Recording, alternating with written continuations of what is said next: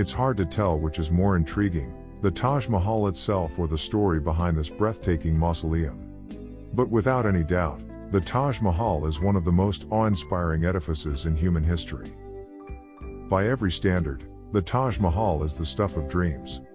History has it that it took about 2 decades to construct this massive edifice.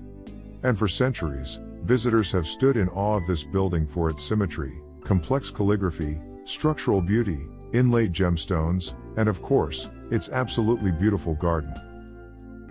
But before we go into detail about this breathtaking monument, you might want to hear the captivating love story behind the building of the Taj Mahal, which was commissioned by Shah Jahan, the Mughal emperor, in honor of his wife, Mumtaz Mahal. Shah Jahan first met the love of his life at the age of 16 before he became the emperor of the Mughal Empire. It was the year 1607 and the emperor, who was called Prince Khurram at the time, was at a royal bazaar when his gaze caught a striking young woman by the name Arjumand Banu Begum. The young woman was 15 at the time and her father was to be the next prime minister. The two fell in love immediately, but they wouldn't be permitted to get married until Prince Khurram married Kandahari Begum first. Finally, on the 27th of March, 1612, Prince Khurram and his first love finally got married. Out of his love for her, he gave her a new name, Mumtaz Mahal, which meant chosen one of the palace, and he loved her with all his heart. Mumtaz Mahal wasn't just loved by her husband, she was well loved by her people too, because she was beautiful, smart and very generous. She would make a list of all the widows and orphans in the town, so she could give them food and money. To her husband, Mumtaz Mahal, she was the best wife, and together, the couple would have 14 kids, although she would die while giving birth to the 14th child. As the story goes, it was 3 years into Shah Jahan's rule as emperor, when he got attacked by a rebel group led by Khan Jahan Lodi. In response, Shah Jahan took his army to defend his empire against the usurper and, as usual, his beloved wife, Mumtaz Mahal, rode with him. The problem? This time, she was heavily pregnant. In fact, she would give birth to her daughter in a lavish tent, right in the middle of the encampment. But soon after she gave birth, it became obvious that something wasn't right, and her husband was immediately sent for. Once Shah Jahan got word, he rushed to his wife's side and remained there till she died the day after in the wee hours of the morning. Per Islamic rites, she was buried right away. However, her body would not remain there for long. After Shah Jahan had conquered his usurper in December of 1631, he dug up his wife's body, in a bid to return to the palace with it. Mumtaz Mahal's return home was grand. She was attended by thousands of soldiers, and there were hundreds of mourners lining the route home. When she returned to her hometown of Agra on the 8th of January, 1632, she was first temporarily buried on a piece of land close to where the Taj Mahal now stands. In the meantime, Shah Jahan poured all his grief into designing the most elaborate, most exquisite and most expensive mausoleum that the world had ever seen, and would ever see. The mausoleum wasn't just unique in its size and beauty, it was unique for being the first large mausoleum that would ever be dedicated to a woman. Shah Jahan wanted his mausoleum to be the crown of the region, a literal heaven on earth, and he spared no expense to achieve his aim. Shah Jahan had the resources, so that wasn't the problem. The Mughal Empire was one of the richest at the time, so building a grand structure wasn't a problem. But Shah Jahan also wanted the mausoleum built very quickly, so he contracted about 20,000 workers to work on the building. One of the most striking features of the Taj Mahal is that it is covered almost entirely with white marble. According to legend, it took about 1,000 elephants and an uncountable number of oxen to bring the super heavy marble to the construction site.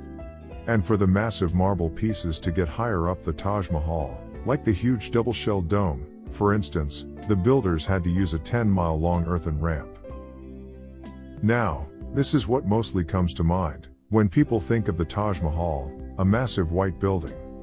But that image does not do the Taj Mahal sufficient justice. There are many intricacies and details left out from that image that detract from the femininity and opulence of the Taj Mahal. Written in beautiful calligraphy on the walls of the guest house, the mosque, as well as on the southern gate, are passages from the Quran inlaid with black marble. Even though the inscriptions are made of stone, the curves are beautifully delicate, resembling a real handwriting. Altogether, there are 22 verses from the Quran inscribed on the Taj Mahal. Besides the artfully done calligraphy of the Quranic verses, there are also the delicate inlaid flowers, which you find everywhere in the Taj Mahal. Using a process referred to as parch and carry, the skilled stonecutters expertly carved beautiful floral designs into the white marbles, and then inlaid them with both precious and semi-precious stones. The gems were used to form the vines of the flowers, and the results are beyond incredible. The stonecutters made use of 43 different types of both precious and semi-precious stones, sourced from all around the world, including lapis lazuli from Sri Lanka, malachite from Russia, turquoise from Tibet, and jade from China. Beyond the building, the guest house, and the mosque, the garden is another paradise, all part of this massive complex. In Islamic beliefs, paradise is represented as a garden. Hence Shah Jahan made sure to include a garden in this mausoleum of his that was to be a representation of heaven on earth. The garden is found on the southern end of the mausoleum, and is divided into 4 rivers that pool into one central collection point. The building of the Taj Mahal would take about 2 decades to complete, and Shah Jahan would remain in deep mourning for his wife for 20 years, never fully recovering either. But 20 years were more than enough for his 4th son to assassinate his 3 older brothers, imprison his father, and ascend the throne.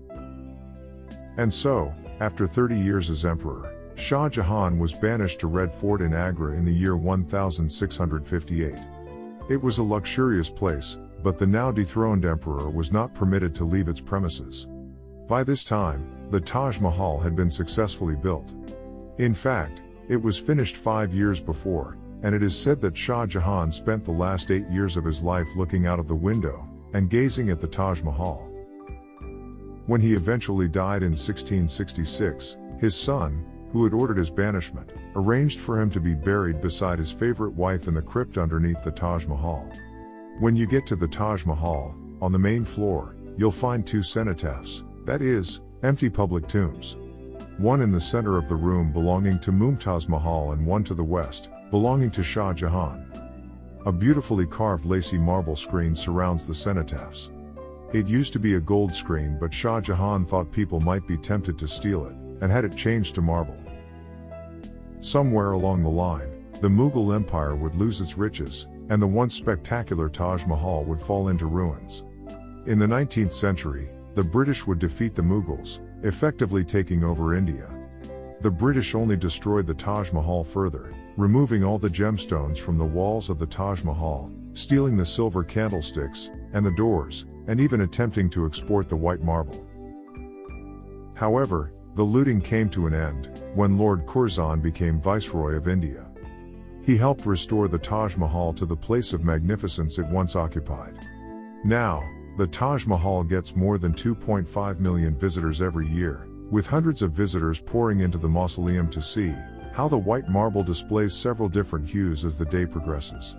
You can also visit the Taj Mahal complex during a full moon, and see how the building glows from the inside out. As is obvious, the Taj Mahal is hard to describe with words. So, it's best if you go see it for yourself. We don't even know how long this massive monument is going to retain its beauty, seeing as it is under threat from industrial pollution and human traffic as well. Already, the white marble is beginning to lose its luminescence, thanks to the emission of sulfur dioxide from nearby factories. Restoration efforts have been carried out in the past, to some extent.